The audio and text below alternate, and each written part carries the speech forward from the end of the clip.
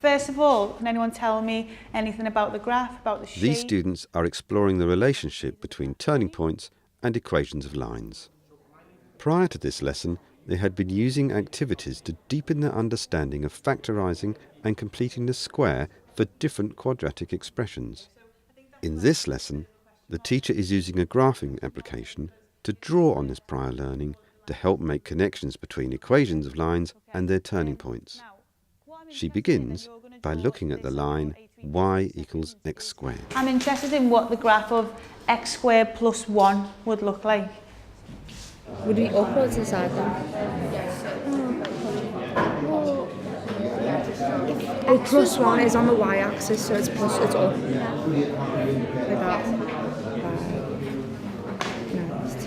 A lot of people have drawn this graph here, which is correct. We could start off with something quite basic like x squared and kind of pick out the properties of the graph and really get to grips with some of the key vocabulary that the students might use as well. What is the y-intercept of this graph?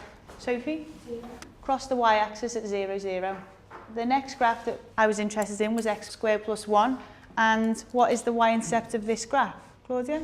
1 as well. The fact that I could move the graphs around quite easily and ask lots of different questions to the students was really powerful. I could also get a lot of feedback from the students as well because of the rapid pace. I want you to draw on your piece of paper y equals x squared minus 4.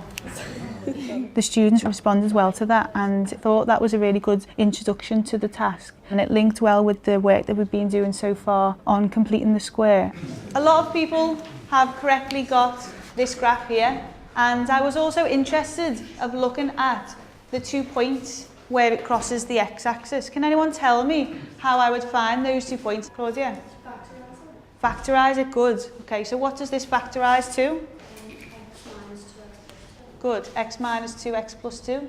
For this graph, x squared, we looked at this point here. Can anyone tell me what we call this point?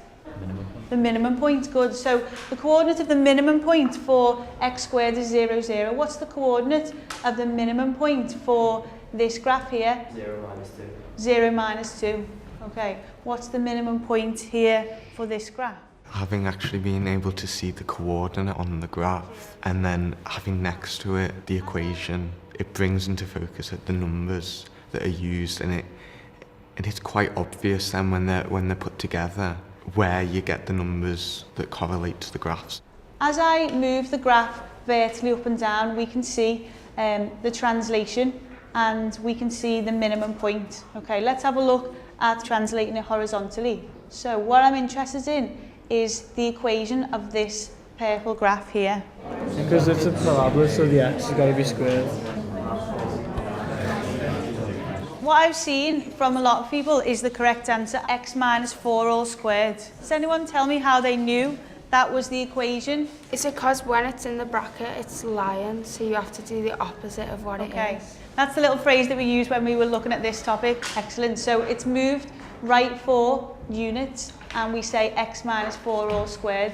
If I was to factorise this, what would be the solution or solutions for this?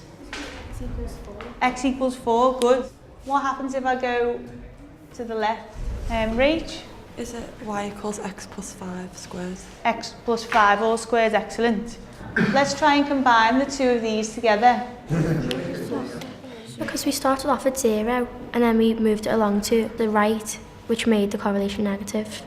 And then we moved it to the left, and then we moved it up a little bit. So we kind of took it in stages to see where the different parts came from. So we started with y equals x squared, but then we changed how the plus whatever on the end of that, changed it vertically. Then we went back to y equals x squared and we changed it horizontally. You sort of get a better idea of how the original equation affects the entire graph, whether it moves left, whether it moves right, up or down, or it becomes negative or positive.